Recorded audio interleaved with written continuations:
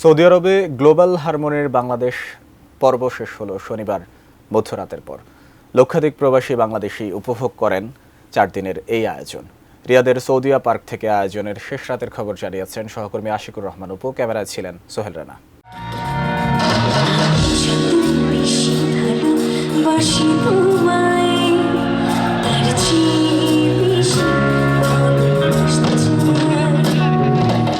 Saudi আরবের ministry of মিডিয়ার নিয়মিত আয়োজন গ্লোবাল হারমোনি 2024-এর আয়োজন 9 দেশকে নিয়ে। এতে 20 থেকে 23 নভেম্বর রাত ছিল বাংলাদেশিদের জন্য।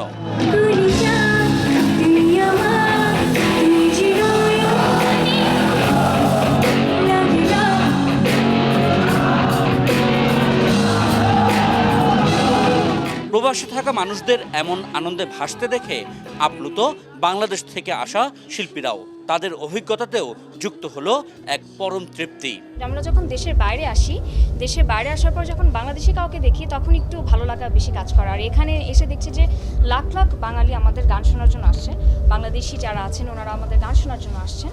সো আমার কাছে ভীষণ ভালো লাগছে। আর শুধু প্রবাসীদের জন্য আমি গানের মানুষ, আমি হয়তো বা অনেক বেশি কিছু করতে পারবো না, আমি যেটা করতে পারবো গানের মাধ্যমে ওনাদের মধ্যে যে কষ্ট আছে সেই কষ্টটাকে কিছুটা হলো লাঘব করতে পারবো। আলোর পথে নতুন দিশা। সৌদি আরবে সবচেয়ে বেশি বাংলাদেশি থাকেন রাজধানী রিয়াদে। এই আয়োজন উপভোগ করতে অবশ্য রিয়াদের বাইরে থেকেও ছুটে এসেছেন অনেকে। বিশেষ করে শ্রমিকদের জীবনে এমন মিলন মেলা ছিল প্রবাস জীবনে ভিন্ন রকম কিছু পাওয়ার মতো। অনেক সুন্দর ছিল, মানে এটার আমি বলবো অনেক ভালোবাসি। আমরা চাই যাতে প্রতি বছর এরকম যাতে একটা অনুষ্ঠান হয়।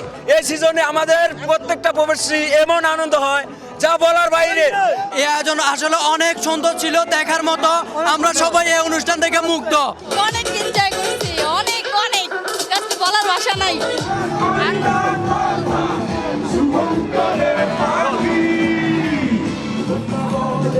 রিয়াদের প্রবাসী বাংলাদেশি বিশেষ করে শ্রমিকদের জন্য গত 4 দিন ছিল রীতিমতো ঈদের আনন্দ।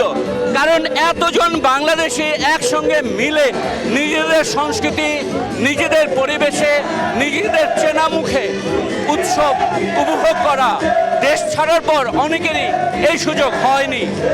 তাই এই গ্লোবাল হারমোনি আয়োজনের বাংলাদেশ পর্ব শনিবার রাতে শেষ হচ্ছে আনন্দ, উদ্দীপনা এবং আবারও এরকমভাবে মিলিত হওয়ার তাড়না নিয়েই। আশিকুর রহমান উপু, এটি নিউজ, রিয়াদ, সৌদি আরব।